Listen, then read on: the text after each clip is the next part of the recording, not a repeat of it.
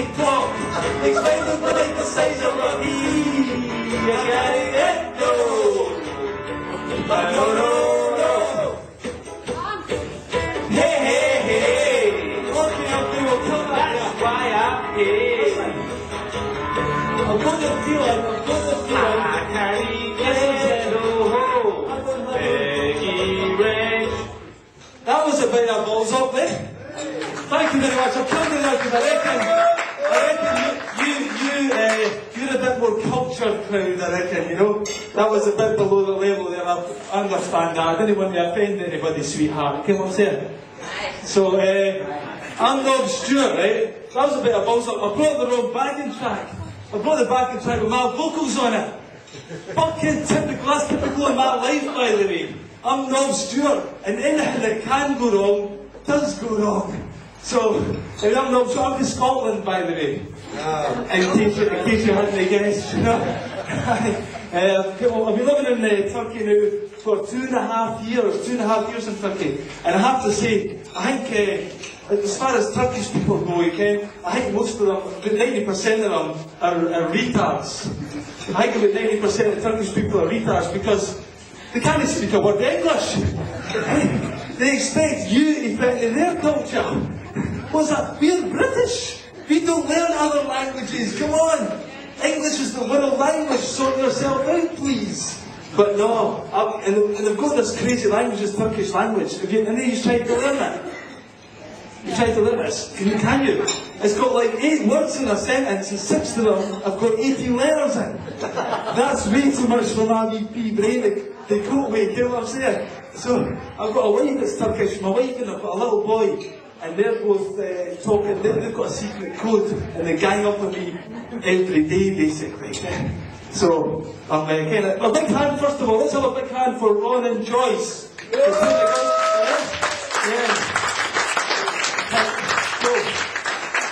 I'm just going to improvise because I said I'm feeling my feet back in there. This is actually Nob Stewart's first ever comedy gig, so bear with me. And let me tell you, has anyone here heard of, again, a few famous folk have played here in the past, haven't they? Like Davy Edge. Anyone ever heard of Davy Edge? Now, Ron gave me a CD. I thought he was, big in this area. He gave me a CD. Davy Edge has played here. And he's quite good. He's an Irish guy. He's not as good as his brothers, okay? The Edge. Okay, he's in U2. That must be a hell of a... Okay, you've got to live all your life. You're called Davy, and your parents have called the other one D. You know? I mean, that's favouritism for you to the ultimate level. No wonder Davy turns out an alcoholic. Who else has played here? I believe Little and Large. Had a residency in this place. Have you seen the urinals? There's one of them way down here, there's another urinal way up there. So I'm assuming they had a residency, okay? Actually, that caused me a black eye. It caused me a black eye because I went in there for a pish, okay? I'm in there having a pish. And I'm up on my tiptoes to try and do this pish, and the guy thought I was trying to look at his cock. He's like, oh. Jesus Christ, that's no real, okay? That was after a 5-minute fight with the door. You ever tried to get into that door after about 5 or 6 Guinness? I'm like, there's the hinge, there's the door, it's surely a pusher, it's definitely a pusher. But no, you didn't expect instructions on a door there. It says slide, doesn't it? So I'm sliding up there, got a bruised shoulder in that unit as well. Aye. So that was a wee bit, material that's kind of based on the environment that we're in. I hope you enjoyed that, yeah. Aye. So what else can I tell you about? What else? Charity collectors. Does anyone here like charity collectors?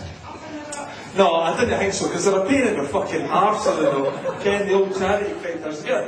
You can't even walk up the high street in any street in Britain these days. You can't even walk up the high street, but one of these charity collectors trying to lynch you to get your hard-earned dole money off you. It's totally ridiculous, is it not? It's like it all started a few years ago. It started a few years ago with the big issue sellers. You get the big issue sellers where you live? Yeah. The big issue sellers. They were like the pioneers of harassing the street charity collecting dudes, weren't they? I've got a severe problem with those guys. A severe problem. For a start, they're better dressed than I am. You know? I mean, if you're going to bed, right, you could at least be with the honour of dressing down. Make me feel a tiny bit superior when I'm trying to give you my charity. You know what I'm saying? Eh? A little bit of forethought to help me look down on you. Is that too much to ask? And they always stand in the same spot, don't they? The charity, the big issue guy. The same spot. Day after day. Week after week. Year after goddamn year. If you put that amount of time and effort in actually looking for a real job, that would save me the hassle of every time I see them having to cross the fucking street. It's no real. Unbelievable. I think they're under the illusion, these big issue sellers, I think they're under the illusion that the public is some kind of cash cow. Or that they're doing some kind of public service with that magazine. You know? It's not as if people are going, is that the first of the month? Is that the first of the month? I better go to the high street for the latest edition of the fucking big issue. No. I think if people wanted that magazine that badly, these guys should be made to deliver it. Hi, for two reasons. The first one being to at least make them sweat a bit. Hey, I mean that's got to be the easiest job in the world, isn't it? No, standing there with that magazine, you know. Anyone can do that. I mean, even a viewer has to push back a bit, then. I didn't think that one would go do it, but I fucking went for it all the way. I went for it. So, anyway. You know, and the second reason why these guys should be made to deliver it is to let them see what money from a real job can buy. Aye, that's right. A fucking house! It's unreal thing. And then they too, I would be harassed in the street and they too could be up to their eyeballs in debt like the rest of us. Why should they get away with it? There's no fear, that's all I'm saying. Aye, this is going better than I thought actually, better than I thought. I've got one fan, you're my main man, I'm focusing on you pal. So, what else can I tell you, the big issue sellers, you know? I mean, alright Joyce, sweetheart, give us a dance. Cool. So anyway, the old big issue sellers, you know, what else can I tell you about the bastards? Okay, first of all, I think they're alright. I think they're alright, the big issue sellers. Okay, because there's a new breed of charity collector on the street, and I think the big issue sellers are alright now. Because at least you know where you stand with them, don't you? They're like, alright, okay pal, alright, I give in. There's your £1. Now fuck off! You know, it's all clear and above board. In fact, sometimes I didn't even give them £1 because I'm unemployed right now. You might wonder why. Well, anyway, I'm unemployed right now. And I can say to them with a clear conscience, you know, sorry pal, I'm a bit skint right now, you know. I'm so skint, in fact, I'm having to think about downgrading my Sky package. Aye, on the super speed broadband. One of them's got to go, you know. And he's like, skint, I'm fucking homeless. Hey, you see that cardboard box over there? You see that cardboard box, aye? Well, that's my lunch. I was like, oh, sorry pal, sorry. I didn't realise, I'll tell you what, I'm on my way to Burger King right now. I'm on my way to Burger King. Let's say I bring you back some ketchup. It might make that cardboard go down a bit easier, eh? Or the melted ice with my cola. There you go, pal, there you go. And the guy's like, you taking the piss, pal? Are you taking the piss? I'm in hard times here, I'm in hard times. I'm like, aye. And then you can somehow still afford a pair of Timberland boots. And a bottle of Buckfast. And a large carving knife. Oh, fuck! And I was out of there. I got back to hell. Ron, you forgot my beer, pal. I need some funny juice. Thank you. Because it's drying up. So how's it going so far? No bad, alright, aye? No, who's golfers in this place? Who's a golfer? Me golfers, thank fuck. Thank fuck. Because every golfer I can is a po-faced bastard, okay? So what's your fucking excuse? Sorry. I always go for the jugular even though it always gets me in trouble. And then when you get past the big issue sellers, right? I was telling you, there's a new breed of charity collectors in the street. Have you seen the new breed? You know, the kind that wear like an orange waistcoat and they've got a clipboard. Have you seen them? They're like wolves. They hunt in packs. Hey, you get past one, like, oh yes, you get past another one. You have to run into a shop to try and escape them. It's unreal. You turn around, there's another one there. Hey, they're worse than that Agent Smith in the Matrix. It's like, alright, I give in. How much do you want? And then they say, oh sorry, I can't take your money.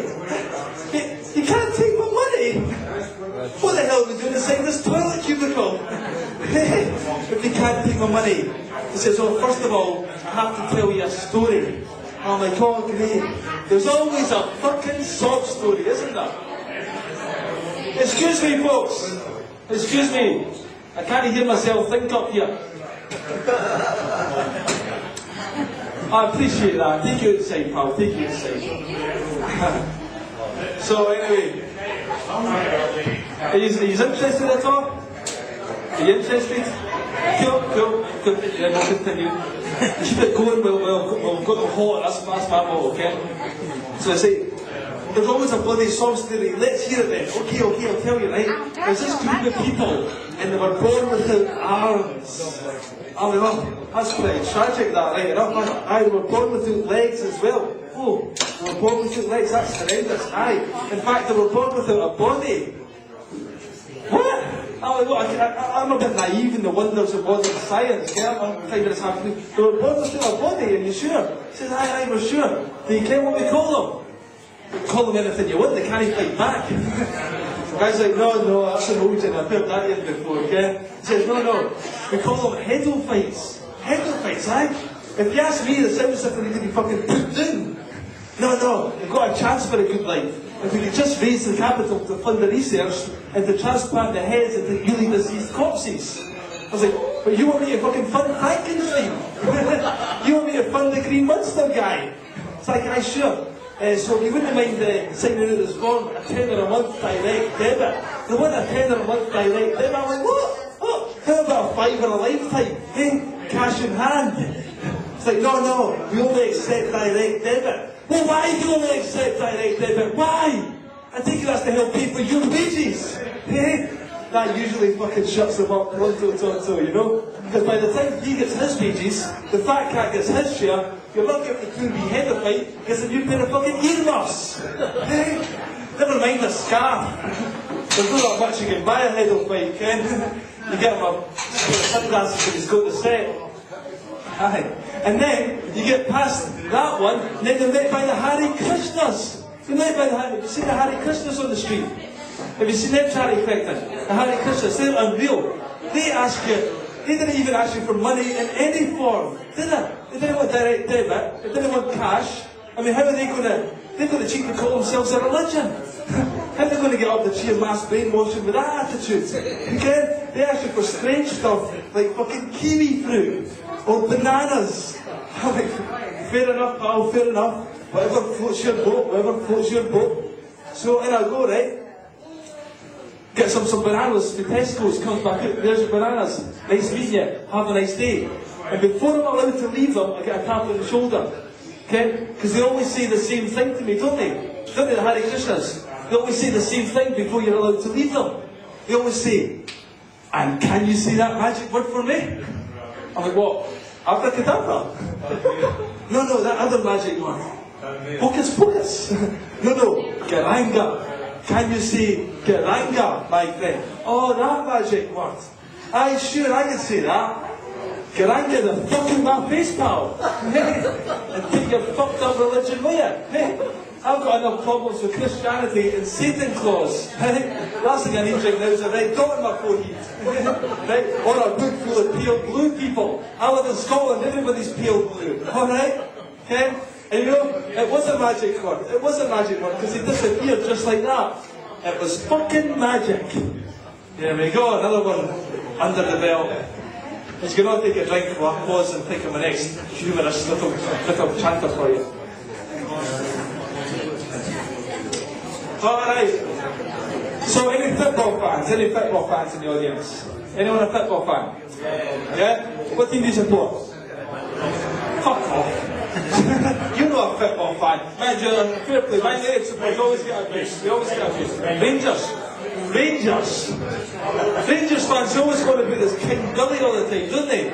It's King Billy this and King Billy that. My mother's from Belfast, pal. Don't talk to me about Belfast and fucking orange parades and all this. Northern Ireland, I'm from Belfast, so I'm partly Irish, so your culture's as much to blame for me as Scotland. So anyway, King Billy, Rangers fans are always going on about King Billy, aren't they? It's King Billy this, King Billy that, you know? I tell you, this King Billy, right, he must have been a hell of a player. Eh? He must have been a hell of a player. 300 years after his death, and they're still fucking singing about him, you know? I mean, there's no many other football players you can say that about, is there? King Kenny's got fuck all on him. I mean, and we always going to be the 60-90 all the time, 60-90. You know, I think that was Rangers' most successful season or something like that, Ken. They must have won the Champions League that year or something like that, Ken. And there's always a big rivalry. There's always a big rivalry between Rangers and Celtic. Rangers fans, they all belong to the Queen and the Protestant church, don't they? And the Celtic fans, they're the complete opposite. They belong to the Pope, the Catholic church, right? Complete opposite. But see me, I think there's about as much difference between Rangers and Celtic as there is between fucking Pepsi Cola and Coca-Cola. Right? I think they both rot your teeth. Right? They came and I noticed that. I was watching a game on the TV, right? And the camera panned in to the Celtic supporters. And they all look like fucking Shane McGowan for the posts. Then, big black smelly face. Then they all panned into the Rangers fans and they all look like Shane McGowan for the posts. I thought to myself, either these guys drink a hell of a lot of cola, or there's something fucking weird going on here with this crowd, Now, I can't talk, I'm a Hibs supporter. You heard of them? Cool, nobody folk have heard of Hibs. I actually blame my dad. I blame my dad for the fact I'm a Hibs supporter. Because when I was younger, I wanted to support Real Madrid. I did. But my dad point blank refused to take me to the Bernabeu Stadium every Saturday. Fucking cheapskate. And EasyJet was there on the golden days, so I'll give him a fucking buy on that, okay? You know, he managed to brainwash me into being a Hibs fan. He says, you don't want to support Real Madrid, son. They win all the time. And you need to learn that life's not like that. Come on to Easter Road with me and watch Edinburgh Highways. And then you can be a loser just like me.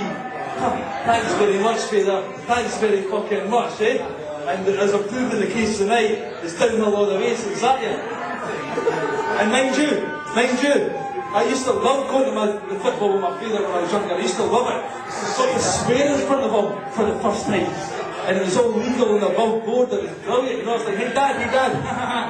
See that number 4 there, that number 4? He's a big bloody animal. Isn't he, Dad? He's a big bloody animal. My dad is as proud as punch, you know. It's like I just taken my first baby steps. It's like Pro on record. That's my boy. That's my boy. Just don't tell your mum I said you could say that. No problem, Dad, no problem. Our secret safe, Ken, in the men's club now. We're in the men's club football, Ken, hardcore men. A couple of weeks later, I'd forgotten all about my promise to my father. Right? I'd gotten a bit more brave in front of my dad. Just want to see my mum after the game. Well, son, did you enjoy the game? Oh no, it's fucking brilliant! Apart from those cunty jambos and that bastard the referee, that was fucking magic! Mum was like, what's your language like that? What's your language like that? My dad's like, well, don't get you fucking me! I don't know, you're a fucking lad you go to people, it wasn't be fucking me, alright? Wasn't be for those fucking heart supporters. Bloody animals. They're just big bloody animals. You can't kill them. Thank you very much.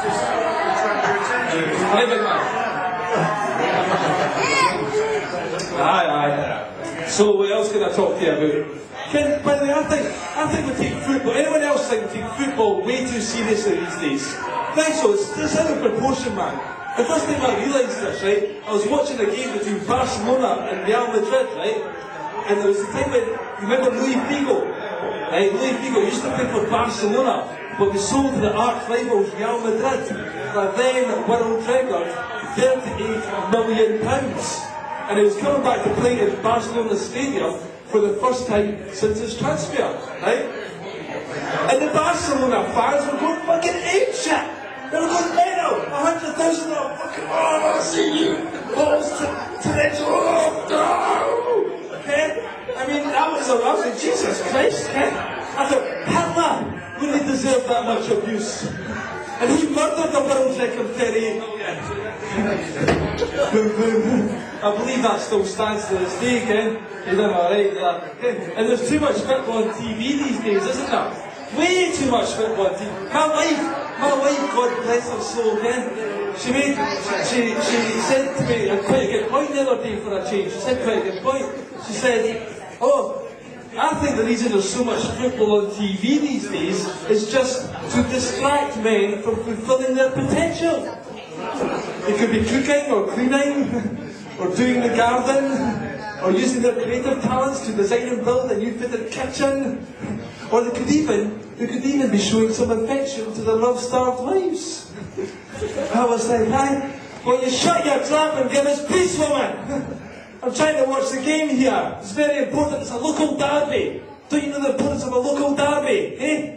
It's Montrose v Arbroath. You can't how much these people hate each other. If we're lucky, we might get to see a good fucking slashing. Because that's what football's all about. Us and them all the time, you know. I don't like us and them. I think the people should unite against the powers that be. But if I get started on that one, we'll be here all fucking night. What else can I tell you? How you doing, sir? What's your name? Dave, nice to meet you. Do you own the property here? You do, I actually work for an estate agent here. Seriously, I do. I work 2 weeks for an estate agent, full time. But my wife had to look after my boy for 2 weeks full time. And after a day with my boy, I'm a bit cracking up. She had 2 weeks and she had a psychotic episode. So I have to work for the house now. My wife went fucking completely barmy and tried to jump out the 4th floor window.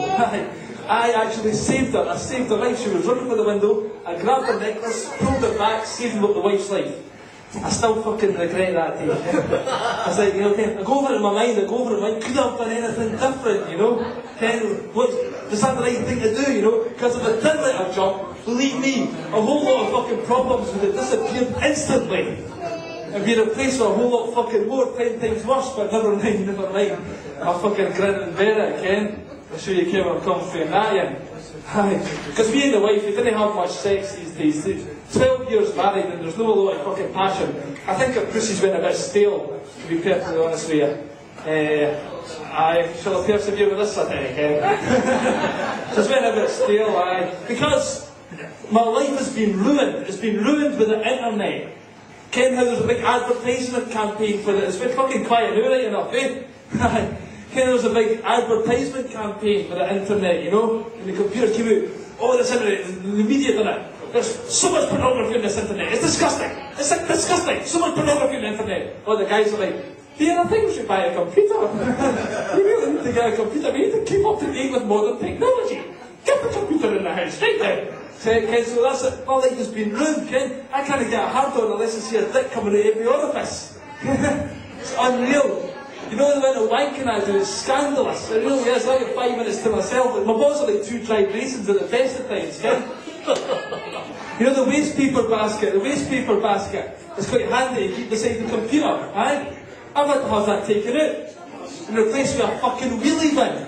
I mean, even I get slightly embarrassed when the dustmen come to pick it up and a huge rectangular mass of hard pipe bog rolls slides out of the truck, you can hear the machinery wrestle with it. It's like, oh, Jesus Christ, holy smoke, this cuts me down a power of wanking.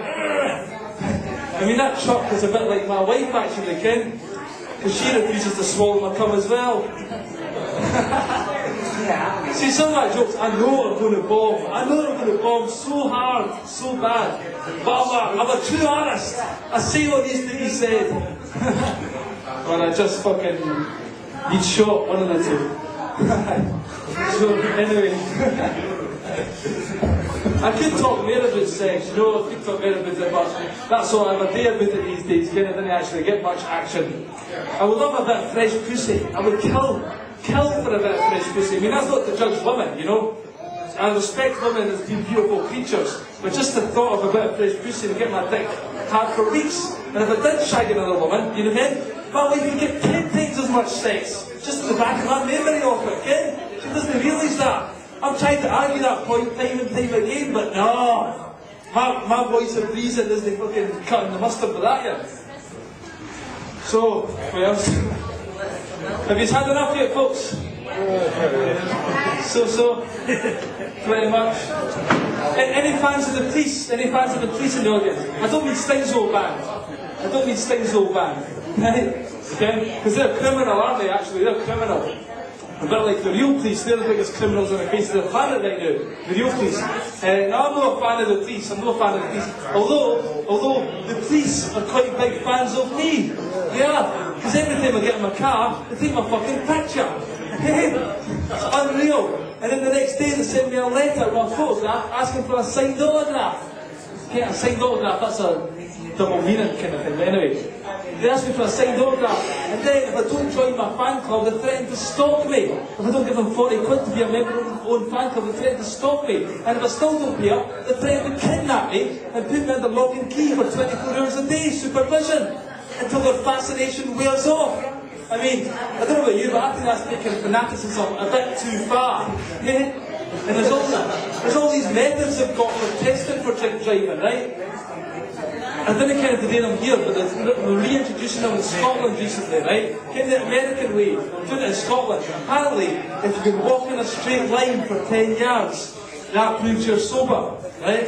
Or if you can touch your nose with your hand, that proves you're sober.